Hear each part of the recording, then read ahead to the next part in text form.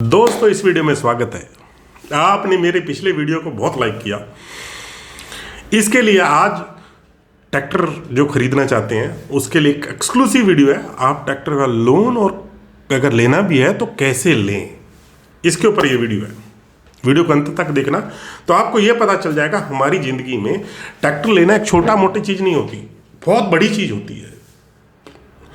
मान लो आप एक बिजनेस स्टार्ट करने जाते हैं तो क्या 10 लाख 20 लाख चाहिए होता है, इतना तो ट्रैक्टर पे लगता है भाई, इतने से तो बहुत बड़ा बिजनेस स्टार्ट हो जाता है। लेकिन ट्रैक्टर के लिए हम लोन लेते हैं तो पहले ये सोचें कि लोन आपको कम से कम लेना है और लेना है तो कहाँ से लेना है। अगर आपके पास पैसा नहीं है अभी और आप ट्रैक्टर का मन बना रहे हैं तो मत लीजिएगा। अगर आपके पास रोज 8 घंटे का काम नहीं है तो ट्रैक्टर मत लीजिएगा दोस्तों, क्योंकि ट्रैक्टर लाइबिलिटी बन जाता है आपके लिए। रोज 8 घंटे का काम है, आंख बंद करके ट्रैक्टर लीजिए। मेरे मोहन भाई की स्टोरी मेरे पिछले वीडियो में जाकर देख लीजिएगा, एक ट्रैक्टर से कैसे करोड़ों रुपए कमा दिए उन्होंने। वो क्यों होता है? तो दोस्तों ट्रैक्टर का लोन हमें लेना है तो किन किन चीज़ों का ध्यान रखना है, बात करते हैं उसके ऊपर। दोस्तों प्राइवेट कंपनियां जब से आई हैं इसका ब्याज क्या होता है, हमको 10, 12, 13, 14% बताया जाता है, जबकि होता ऐसा नहीं है। कोई भी प्राइवेट ऑर्गेनाइजेशन 24% IRR से नीचे काम नहीं करती। इसका मतलब है 2 रुपये सैकड़ा। दोस्तों हमारा 2 रुपये सैकड़ा हमारे को फाइनेंस का चार्ज लगता है। और दोस्तों सबसे बड़ी बात आपको बताऊं, जो फाइनेंस डीलर करवाता है उसको 2% कमीशन मिलता है। जो सेल्समैन आपके घर में ट्रैक्टर बेचना आता है उसको भी 2000 रुपये मिलता है। तो बैंक इतने पैसे कहां से आते हैं भाई? ये आप ही के पैसे होते हैं दोस्तों। प्राइवेट में होता क्या है, लोन आसानी से हो जाता है। मैंने मेरी जिंदगी में गलती की, मैंने होम लोन कराया तो टाटा के पास चला गया। कभी कोई लोन लेना था तो मैं HDFC में चला गया। तो सारे महंगे लोन है, क्रेडिट कार्ड लिया तो उस पर भी महंगा ब्याज, तो उसमें आपका पैसा खत्म होता जाएगा जैसे मेरा हुआ है। लेकिन जब समझ में आई तो इसको बंद कर दिया। दोस्तों अगर आप पुराने जमाने में जाएं, आप एक प्राइवेट बैंक है, एक नेशनलाइज बैंक है हमारा, जो हमारे देश हमारे हित में काम करता है। तकलीफ जरूर होती है नेशनलाइज बैंक में, लेकिन वो हमारे हित में काम करता है। और जितने भी प्राइवेट बैंक हैं वो अपने प्रॉफिट के लिए काम करते हैं, वो आपके हित के लिए काम नहीं करते। उनको अपने प्रॉफिट से मतलब है, आपके प्रॉफिट से कोई मतलब नहीं होता। उनको बस ये है कि आपका पहले डाटा देखते हैं, आपके पास जमीन है, आप लोन दे सकते हो या नहीं दे सकते हो, आपको लोन दिया जाता है। फिर जब ट्रैक्टर वापस खींच के ले जाया जाता है, आपका लोन भी लेते हैं, आपको परेशान भी करते हैं। बहुत सारा उल जुलूल काम होते हैं दोस्तों यहाँ पे।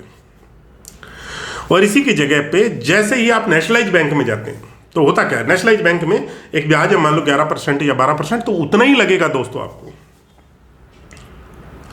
और अगर गलती से आपने प्राइवेट की किस्तें बीच में गड़बड़ कर दी ना तो इतनी पेनल्टियां लगाते हैं, हर जगह पेनल्टी का प्रावधान है दोस्तों। लेकिन नेशनलाइज बैंक में ऐसा कुछ भी नहीं है।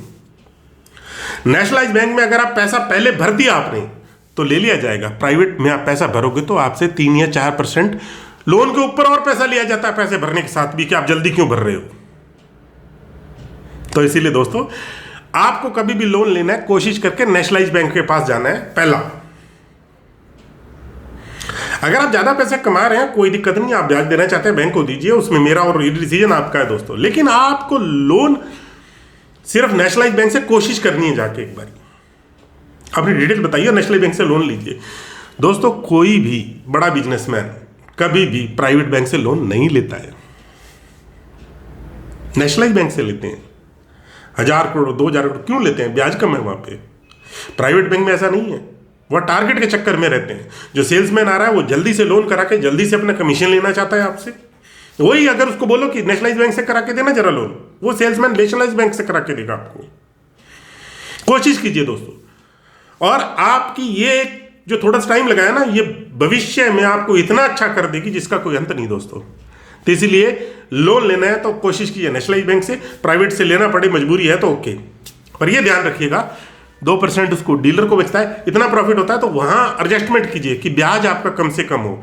और ब्याज को आप जब लोन ले रहे हो तो एक आप कैलकुलेशन बनानी है आपने।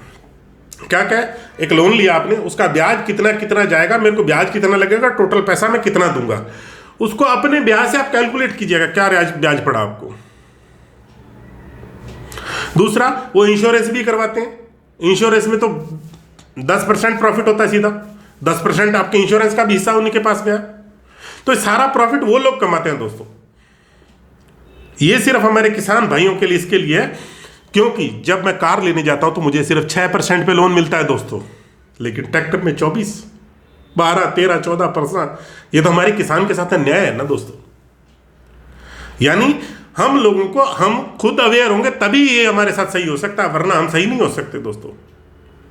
तो आपको ध्यान रखना है दोस्तों, लोन हमेशा नेशनल बैंक से कोशिश करनी है। इसी के साथ अगला वीडियो फिर बनाऊंगा इसी फाइनेंस के ऊपर, कैलकुलेशन लेके आऊंगा पूरी की पूरी वीडियो के साथ, स्ट्रक्चर आपको दूंगा पूरा कि आप उस पर फॉर्मेट बनाऊंगा, उस पर आप लिख के बाकायदा कैसे आप अपनी कैलकुलेशन निकाल सकते हैं, कैलकुलेटर दूंगा आपको, कितना ब्याज पड़ता है, कितने % पड़ता है, अगर आपने लोन सही नहीं भरा तो पेनल्टी कितनी पड़ती है, मैं सारा का सारा डिटेल में आपको बताऊंगा दोस्तों अगले वीडियो के अंदर। ओके दोस्तों, जय हिंद, जय जवान, जय किसान। जवान इसलिए कि आप खेती करते हो, हम मेरे को अनाज खिलाते हो यार, दिल से तुम्हारी इज्जत।